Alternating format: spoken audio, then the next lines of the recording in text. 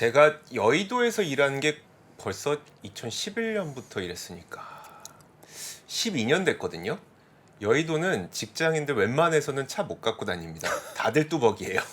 진짜 웬만하면 임원 달면 차 갖고 다닐 수 있어요. 임원 달면. 그 전까지는 웬만해서 다 뚜벅이입니다. 뭐 저만 특별한 뚜벅이가 아니라는 거. 자, 뭐 뚜벅이 이야기가 나왔길래 한번 말씀드려봤습니다.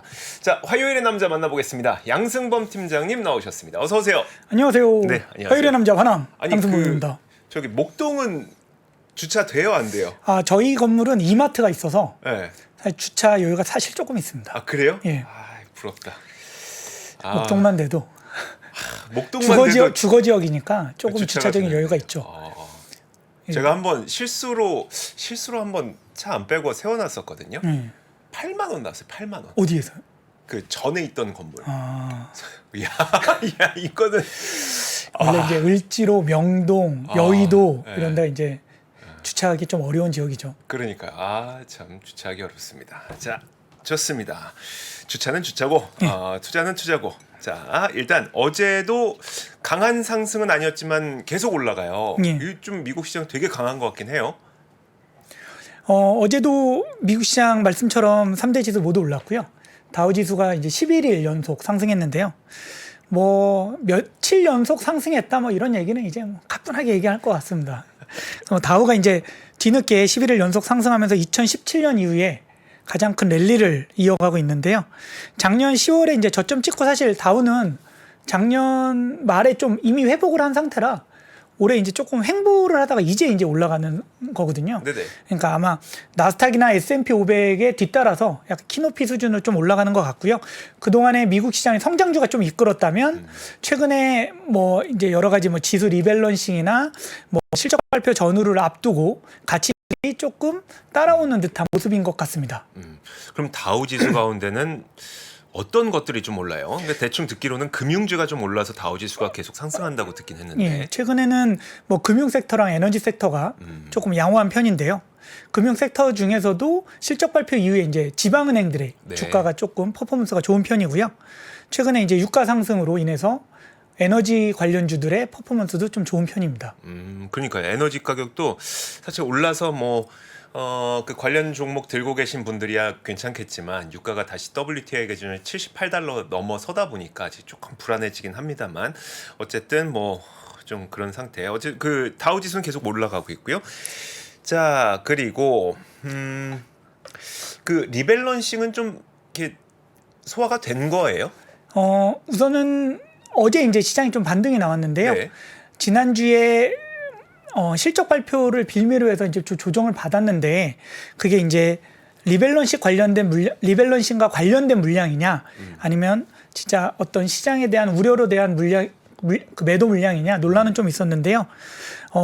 어제 좀 반등이 나오는 걸로 봤을 때는 리밸런싱으로 인한 차익 매물은 어느 정도 이제 완결된 것 같다. 네네. 이렇게 시장에서 보여지고 있고요. S&P 500 기준으로 4,800포인트가 이제 2011년 1월 4일 고점이었는데요. 어느덧 고점까지 6%도 남지 않았고요. 네. 뭐 지난주에도 얘기했지만 데칼코마니가 거의 완성되어가는 활용 점정을 앞둔 우리 화남님께서 첫 출연하시던 날 제가 그래서 올해 4,800 갑니까? 되게 당황하셨잖아요. 예. 근데 어느덧 당당하게 말씀하셨으면 됐을 건데. 불과 6개월을 못 내다봤네요. 그러면 딱 데칼코마니처럼 되려면 이제 한 12월 29일 정도에 4,800 딱 찍어주면 네. 제가 한번 연말에 크게 뭐 하실 한번 겁니까? 공약으로 뭐 시청자분들께 저희 글로벌 라이브 가족들을 위해서 뭔가 뜻있는 네. 선물 하나 전달해 보겠습니다. 좋습니다.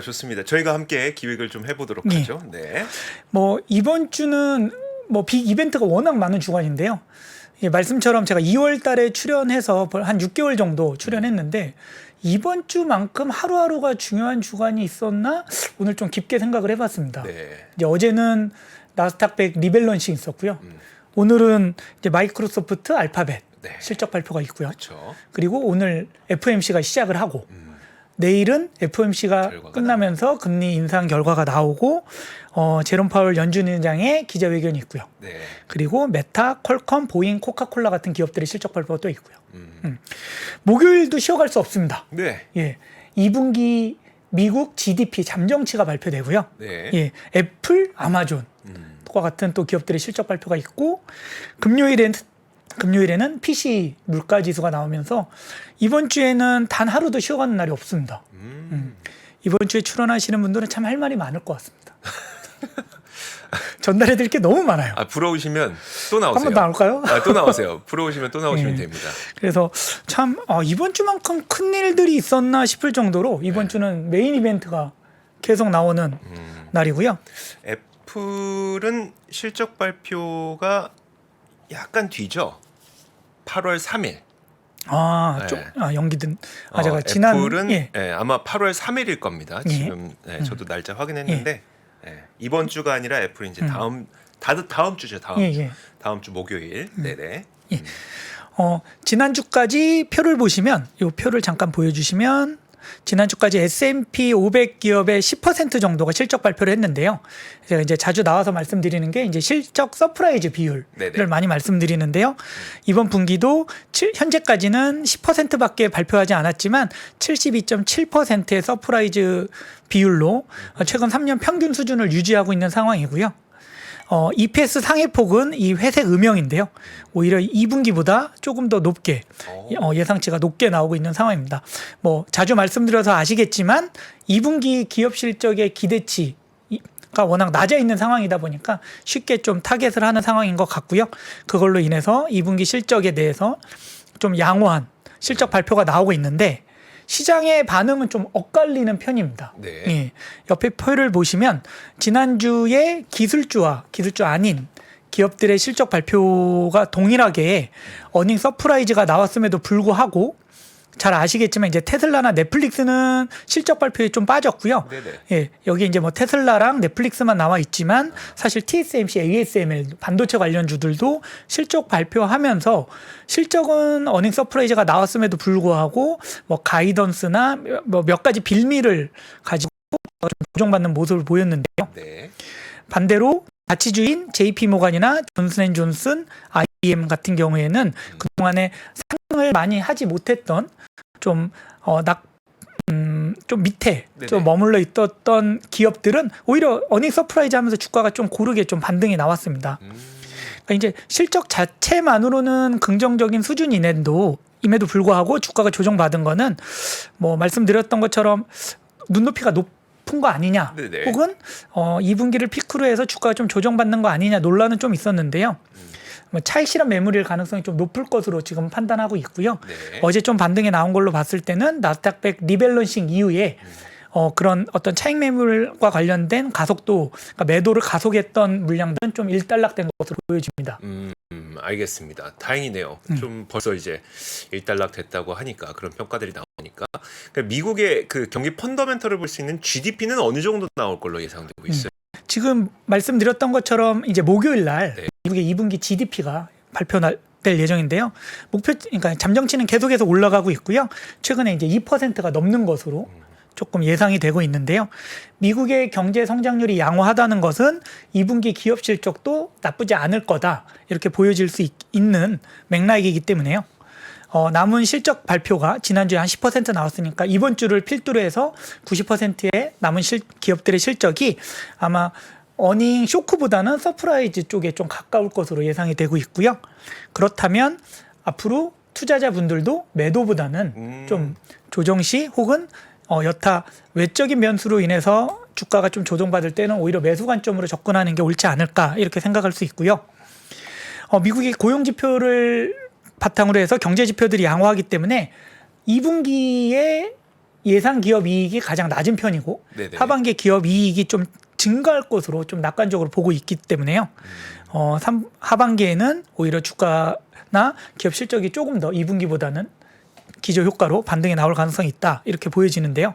최근에 오히려 하반기 기업 이익을 너무 낙관적으로 보는 거 아니냐, 이런 논란이 좀 시장에 있습니다. 네. 이유인즉슨 이제 PPI가 많이 떨어지면서 기업의 마진이 좋아질 건데 CPI도 같은 속도로 좀 떨어지고 있기 때문에 과연 상반기나 작년 말에 물가 상승을 기업의 그 판매 가격에 녹였던 네네. 기업들이 과연 계속해서 물가 판매 가격을 올릴 수 있는가에 대한 좀 논란은 있고요. 이 부분은 좀 지켜봐야 될 것으로 보여집니다. 알겠습니다. 그 GDP가요 1분기에 2% 나왔잖아요. 네. 저도 지금 또 찾아보니까 아틀란타 연은의 2분기 GDP 전망치도 거의 한 2.4%더라고요. 근데 연준이 전망하고 있는 올해 GDP가 1%잖아요. 네. 그럼 3, 4분기 얼마나 마이너스가 나와야 3, 4분기에 뭐 마이너스 2, 3 뭐 이렇게 나와야 그 1% 나오는 거 아니에요? 근데 이제 연준도 계속해서 기준치나 예상치를 올리고 있는 상황이고요. 네네.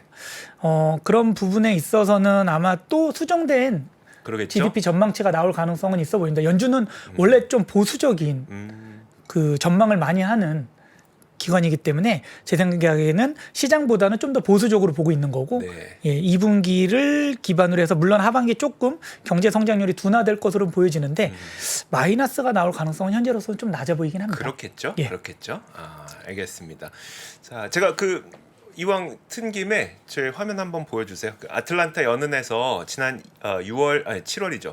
7월 19일에 내놓은 전망치에 따르면 지금 2.4% 2분기 GDP 미국의 경제성 조금만 내려드릴게요. 이렇게. 자, 2분기 미국의 GDP 성장률은 약 2.4%를 좀 전망을 하고 있는데 이게 주마다 바뀝니다. 7월 26일에 또 발표를 하게 되기 때문에 뭐 이제 이틀 정도 남았죠. 그때 크게 변화 없으면 그래도 한 2분기 GDP는 2% 넘는 걸로 나올 것으로 아틀란타 연은에서도 좀 전망을 하고 있으니까 경기 펀더멘털은 탄탄하다. 미국의 경기는 탄탄하다. 라는 것들은 거의 뭐 이견은 없는 것 같습니다. 자, 이제 FOMC가 시작됐잖아요. 금리 인상 확률도 거의 25bp로 기정사실된 것 같고요. 그렇죠. 네. 뭐 시장에서 98.9%가 100%로 25bp 인상으로 보는 것 같고요. 그러다 보니 25bp 인상에 대한 이벤트는 시장에 미치는 영향은 사실 없을 것 같습니다. 오히려 지금 기다리는 거는 연준의 파월 의장의 기자회견 자리에서 과연 어떤 발언, 어떤 네네. 단어가 나올 거냐에 대해서 시장은 좀 촉각을 내세우고 있는데요. 지금 시장 자체도 이 표를 보시면 CME 패드워치에 따르면 6월과 9월은 어차피 이번 7월에 금리 인상 이후에는 9월에는 동결하는 것으로 시장에서는 거의 보고 있는데요. 네네. 좀 이례적인 거는 보시는 것처럼 9월 FOMC보다는 11월이나 12월 FOMC에서 금리 인상할 확률이 9월에 금리 인상할 확률보다 조금 높은 편인데요. 이거는 아마 전년도 기저 효과 때문에 그런 것 같습니다. 전년도에 네네. 이제 8월, 9월에 물가 지수가 좀 하락한 이후에 네. 10월, 11월에는 조금 반등이 나온 편인데요. 지금 CPI MOM 기준으로 네. 지금 수준을 꾸준히 유지한다면 10월이나 11월에는 오히려 이제 물가 지수가 조금 올라가거나 예, 정체될 가능성이 있거든요. 네네. 그러다 보니 시장에서는 오히려 9월 금리 인상보다는 11월 금리 인상에 대한 확률을 조금 더 높게 보는 것 같은데요. 그래도 시장 전반적인 의견은 6월에 금리 인상을 했어야 되는데 네네. 시장에서 말하는 것처럼 어떤 그 부채 한도 협상 이후에 국채 발행 때문에 금리 인상을 한번 2월 한 거고 네. 그러면 7월에 인상을 하면 아마 동결하지 않을까 보고 있는데요.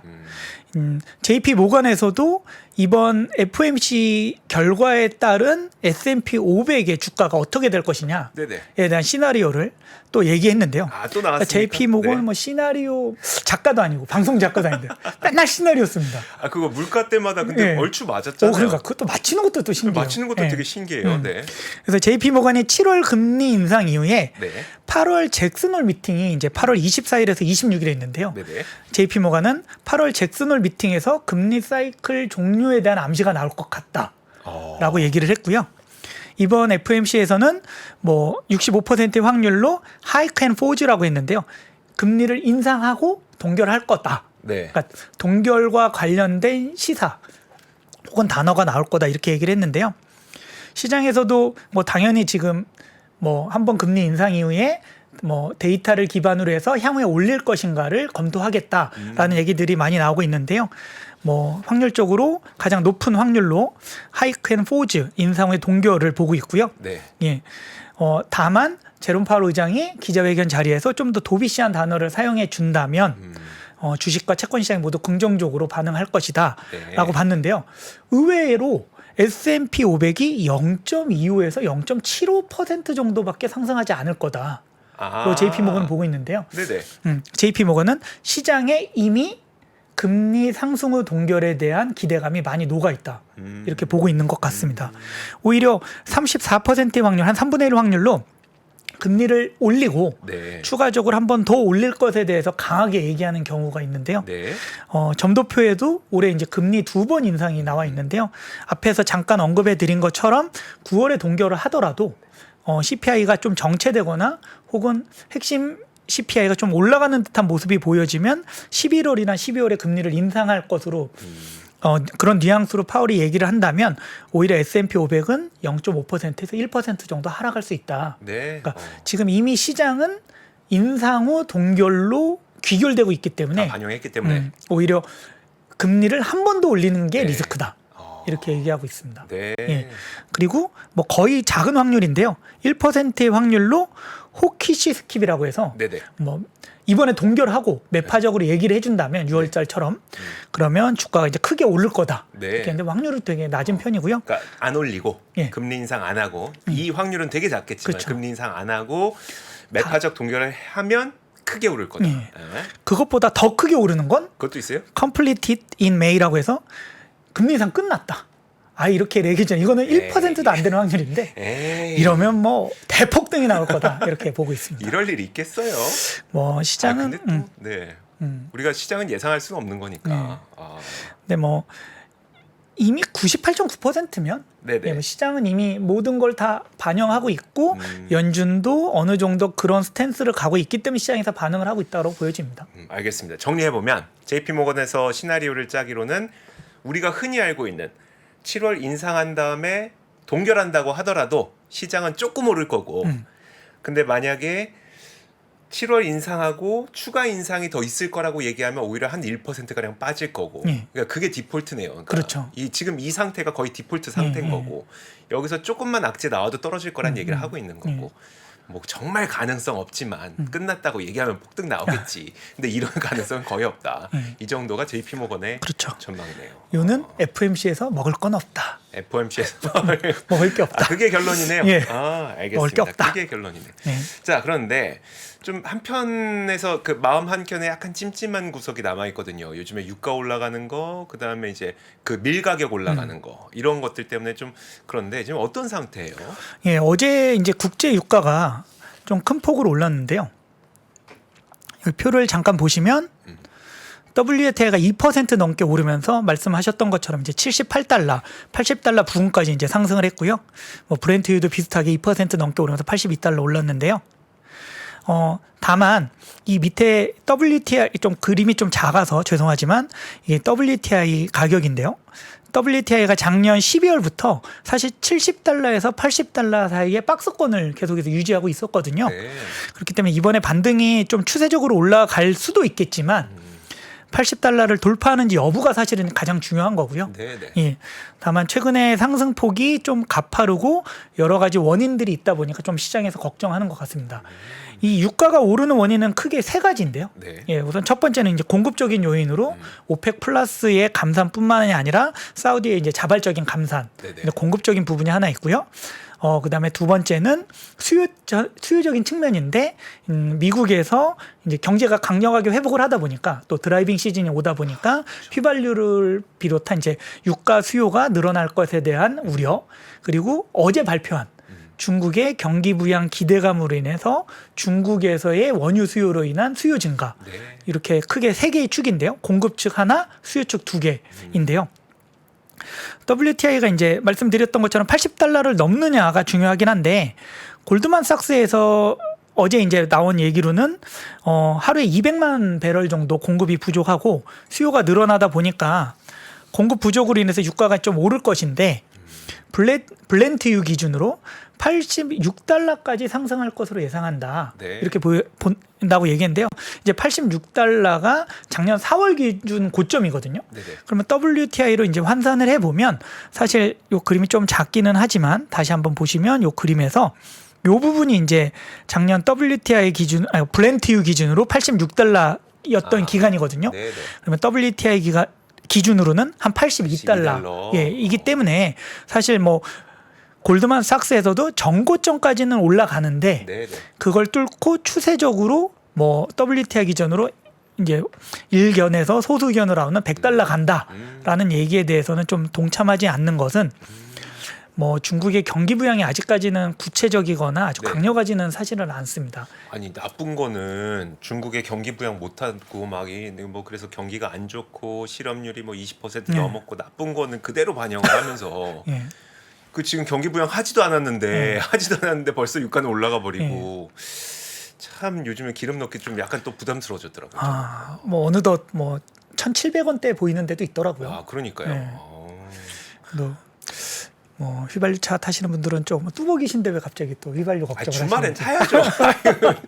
주말엔 타야죠. 주말에 이제 뭐 가족들하고 오토바이 타시는 건 아니죠? 예. 주말엔 그래도 가족들하고 이제 여행 예. 가고 하려면 타야죠. 예. 다행히 아직 저희 동네에는 그래도 1,500원대 중반, 중후반 그런 그 주유소가 몇 군데 있어서 거기서 넣긴 하는데 저도 이제 그냥 뜬금없이 지금 기름 없네라고 딱 넣으려고 하면은 막 1,600원 너무 넘어버리고 해서 다시 한번 좀 부담스러운 좀 그런 구간에 들어갔어요. 근데 이게 유가는 참 예. 사실 저희가 쉽게 느끼는데 밀 가격은 아, 우리가 예. 직접 느끼지는 않잖아요. 예. 뭐 이게 만약에 제과점에서 올리거나 이러면 느끼게 되는 건데 밀 가격도 지금 꽤 맞습니다. 많이 올랐더라고요. 또 다시 뭐 잠깐 표를 봐주시면 최근에 이제 옥수수 가격, 밀 가격이 많이 올랐는데요. 특히 밀 가격이 어제 이제 8.6% 네. 상승을 했습니다. 이게 원인은 러시아가 우크라이나의 곡물 창고를 계속해서 공습을 하고 있는데요. 잘 아시겠지만 이제 지난주에 흑해 곡물 협정에서 러시아가 탈퇴를 했는데요. 이게 흑해 곡물 협정이라고 하면 뭐 러시아랑 우크라이나가 전쟁은 하지만 이 곡물 유통과 관련해서는 어느 정도 공격적이거나 이 어떤 피해를 주지 않겠다라고 네네. 이제 러시아가 얘기를 했었는데 그 부분에서 이제 지난주에 나왔고요. 그 이후에 이제 보란 듯이 적극적으로 공격을 하고 있는데요.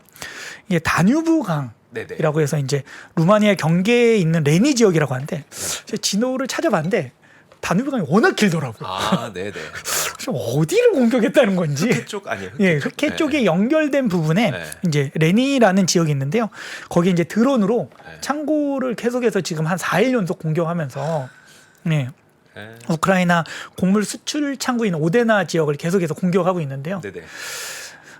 뭐 이제 우크라이나에서도 최근에 이슈됐던 거는 이제 집속탄이라고 해갖고 미국에서부터 받은. 맞아요. 네. 사실은 그것도 사용하면 안 되는 네네. 것들인데 이 폭탄 안에 작은 폭탄들이 있어서 불발탄이 많이 생긴다고 하더라고요. 네네. 그래서 이제 민간인들이 많은 피해를 볼 수 있는데 유엔에서도 얘기하는데 이제 식량을 무기로 삼으면 안 된다라고 네네. 했는데 러시아도 둘 다 사실은 되게 이제 치졸한 방법으로 가는 것 같습니다. 네, 그렇죠. 예. 사실 러시아, 그러니까 우리는 이제 그래도 전쟁을 러시아가 일으켰다고 생각을 하니까 뭐 그들의 주장과는 다르지만 그러다 보니까 이제 러시아 왜 이래 이렇게 하지만 사실 흑해 곡물 협정의 이면에는 또 러시아 입장에서는 왜 우크라이나만 수출하게 해주냐. 근데 러시아는 지금 수출 자체가 통제되어 있잖아요. 그 수출로 인해서 전쟁 자금을 끌어들이고 전쟁을 장기화할 수 있기 때문에 수출과 그 스위프트 국제 결제망에서도 다 빠져나와 있고 그런 상태에서 러시아도 우리도 곡물 수출할 수 있게 해줘라라고 요구를 했지만 그게 좀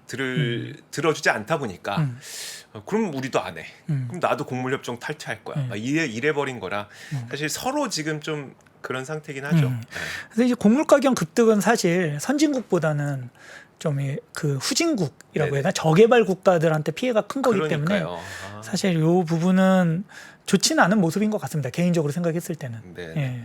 단순히 우리 물가 올라간 것만 생각할 건 아니네요. 그렇죠. 뭐 사실 빵값 좀 올라간다고 우리는 뭐 다이어트 한다고 빵도 안 먹는데 정말 빵을 드셔야 되시는 아프리카에 계신 분들은 참 먹고 싶어도 못 먹는 상황이 올 수 있으니 참 이런 거는 빨리 중단됐으면 좋겠습니다. 알겠습니다.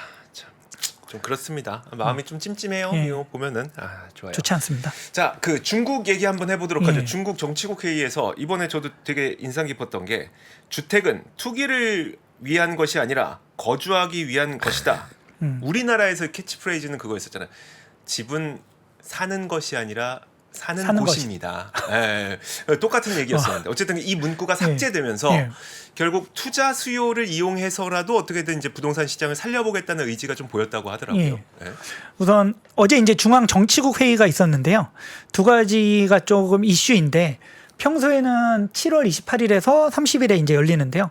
뭐 한 일주일 정도 빨리 급하게 열렸다는 거에 대해서 시장은 중국이 드디어 좀 경기 부양에 대한 반응을 하는구나. 네. 사실 그동안 중국 정부가 뭐 공동부유 이후에 이게 반기업적이라고 할 수는 없지만 자본주의에 좀 반하는 듯한 모습을 보여주면서 기업 활동에 대해서 크게 관심이 없는 것으로 보여지다 보니까 외국 투자자들이 많이 빠졌는데요. 좀 일주일 정도 빨리 중앙 정치국 회의를 열면서 좀 시장에 관심을 좀 받았습니다. 그래서 중앙 정치국 회의라는 게 이제 중국 공산당 중앙위원회에서 선출되는 20여 명의 위원 중에서 최고위원 7에서 9명이 이제 의사결정을 하는 우리나라로 치면 이제 최고 의사결정 기구. 네네. 네. 우리나라 이제 대통령이니까 대통령 하시는 것처럼 하시는 건데요. 여기서 이제 말씀하셨던 것처럼 크게 이제 네 가지 관련된 얘기들이 나왔는데요. 전체적으로 좀 많은 얘기들이 나오긴 했는데 이 얘기들을 이제 다 보실 필요는 없을 것 같고 네네. 이 중에서 어떤 주식 투자를 하는 투자자 입장으로는 크게 이제 네 가지 이슈가 있었습니다. 이런 이슈로 인해서 오늘 이제 홍콩 차이나 기업 이제 HSCI 지수가 네네. 5.3%는 올랐고요 오늘 하루. 예. 상해 종합 주가 지수도 1.8% 상승하고 심천 종합 지수도 1.9% 상승했는데요. 크게 네 가지는 부동산, 소비재, 여행, 빅테크 관련된 이슈가 시장에서 좀 주목을 받았습니다. 그래서 이제 최근에 뭐 아크에 네네. 돈나무 누나가 네. 중국을 다 팔았다. 네. 그분 항상 이제 인간 지표로서 좀 활용이 되시는 것 같은데 네. 기다렸다는 듯이 중국에서 경기 부양책 나오면서 오늘 큰 폭의 급등이 나왔는데요. 부동산 정책에서는 말씀하셨던 것처럼 주택은 주거용이지 투기용이 아니다. 주택은 사는 곳이지 사는 것이 아니다. 이게 이제 저도 오늘 처음 알았는데 방주불초라고 하더라고요. 방주불초. 방주불초라는 문구가 삭제되면서 이제 수요적인 측면에서 규제를 좀 풀어주는 건가라는 기대감이 하나 형성이 됐고요. 기대감인 거죠. 기대감이지 아직 구체적으로 어떻게 부동산을 활성화시키겠다, 수요를 활성화시키겠다라는 얘기는 없었습니다. 다만 그 문구가 빠졌다는 것만으로도 큰 맥락이 네네. 주택은 사는 곳에서 사는 것으로 바뀔 수 있을 수 있다. 예. 투자 목적으로 살 수 있는 걸로 약간 기대감이 형성됐고요. 소비재도 이제 가전, 전자제품, 자동차가 있는데요. 네. 이 부분에 있어서도 추가적인 어떤 경기 부양책은 없었고요. 네네. 예. 이 부분에 대해서도 좀 종합적인 부양 패키지가 추가적으로 나올 거라는 기대감은 좀 있었습니다. 예. 그리고 세 번째 여행 부분은 해외 노선 증대를 위해서 국제 항공편을 확대하자라는 네네. 얘기가 구체적으로 나왔고요. 아무래도 뭐 해외 여행에 대해서 이제 코로나 때 좀 셧다운하면서 해외로 많이 못 나갔던 것들이 좀 활성화되지 않을까라고 하면 뭐 면세점이나 항공이나 여행 쪽 네. 관련된 기업들이 조금 수혜를 받을 것 같고요. 가장 기다렸던 부분일 수도 있고 사실 국내 투자자분들이 가장 아픈 부분이 사실 알리바바와 텐센트인데요. 그렇죠. 예, 네. 빅테크 부분에서도 플랫폼 경제 발전을 지원하고 특히 AI 관련된 산업에 대해서 적극 육성하겠다라고 표현을 해줬는데요. 아마 할 수 있는 기업은 알리바바, 텐센트 몇몇 기업이지 BAT 않을까. 우리가 예. 흔히 이제 BAT라고 부르는 예. 그 기업들밖에 예. 뭐 밖에는 아니겠지만 어쨌든 그 기업들이 좀 주로 예. 하겠죠. 그래서 그런 기업들 특히 뭐 알리바바 같은 게 이제 오늘 큰 폭으로 올랐는데요. 아직 구체적인 건 나온 건 아니지만 네. 적어도 일주일 정도 빨리 뭔가 중국 정치국에서 최고 의사결정이 움직였다는 것만으로도 오늘 홍콩은 큰 폭의 상승을 했습니다. 알겠습니다. 참 이런 그 예고편이잖아요. 그러니까 정책의 예고가 실제 실행 방안으로 빨리 이어졌으면 좋겠다는 생각이 듭니다. 우리나라에서도 아마 그 미국 주식 투자하시는 분들 가운데서도 그 중국의 소비와 연관된 종목들을 들고 계시는 분들이 굉장히 많을 테니까 이런 것들이 좀 빨리 됐으면 좋겠다는 생각이 드네요. 필드에서도 보면 네. 말씀드렸던 것처럼 특히 이 IT 기업 관련된서 많이 물려 계신 분들, 텐센트, 알리바바, 메이투안 등등에 그쵸. 물려 계신 분들이 많이 있습니다. 네, 한때 그것도 있었거든요. 뭐, 누구죠? 그 버크셔 서웨이의 그 투자 파트너 그 저기 찰리 먼거 네, 예. 찰리 먼거 회장도 이제 중국 주식 갖고 아, 있고 예, 막 예, 예. 그런데 코멘트하고 하다 보니까 사람들도 예. 사실 저도 그때 되게 그래 이런 분들도 긍정적으로 평가할 정도면 내가 잘 모른다고 하더라도 괜찮은가 보다라고 생각했는데 또 이제 좀 그 기간이 오래됐죠. 예. 손실의 기간이 오래됐으니까 자 모쪼록 빠른 시간 내에 좀 회복됐으면 좋겠다는 생각이 듭니다. 자 이제 그 마무리를 지어야 될 텐데 오늘도 차 타고 오신 거예요 그러면? 저도 지하철 타고 왔어요. 그래요? 주차는데도 기름값이 좀 주차 지원해 주시는데 그래도 가까운 거리라 오히려 지하철이 더 편하더라고요. 알겠습니다. 알겠습니다. 자, 그럼 돌아가실 때도 지하철로 모쪼록 잘 들어가시길 메트로 바랄게요. 이용하겠습니다. 네. 좋은 밤 보내시고 고맙습니다. 감사합니다. 장 시작 전부터 종료까지 쏟아지는 수많은 뉴스와 정보들. 이 중에서 어떤 것이 투자에 정말 도움이 되는 정보일까요? 3프로의 증시 셔터맨 박근영 마스터가 직접 정보를 선별하고 투자의 힌트를 드립니다. 시간도 아끼고 투자 아이디어도 얻는 시간, 박근영 부장의 마켓 힌트와 함께 하세요. 자세한 사항은 3프로 TV 앱과 홈페이지를 확인하세요.